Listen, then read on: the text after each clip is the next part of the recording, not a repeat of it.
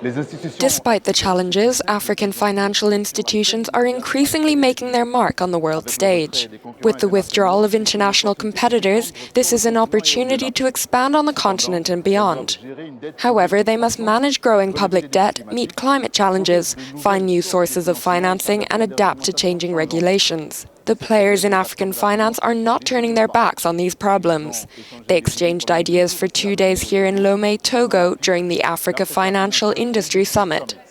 The African financial industry represents an opportunity worth $1.5 trillion, which governments and financial leaders are aiming to seize. In order to move forward quickly and effectively, regulations need to be taken into account, says Serge Ekoué from the West African Development Bank. This requires, first of all, regulation that provides the framework, which is the role of public authorities, but also of powerful players that are well endowed with capital and whose only interest is to seek out value. To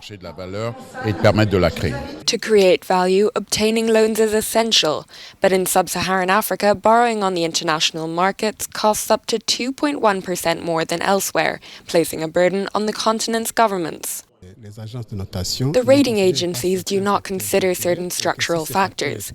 If these factors were taken into account, the rating could improve. If this were in place and considered by the rating agencies, it could considerably reduce the risks attributed to Africa.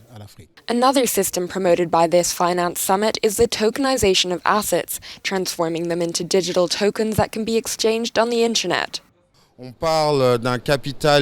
talking about real estate capital that banks and insurers have that doesn't have the opportunity to be liquid, and if they were tokenized, the ownership would be fractional to allow the population to participate, which will bring a huge volume of liquidity.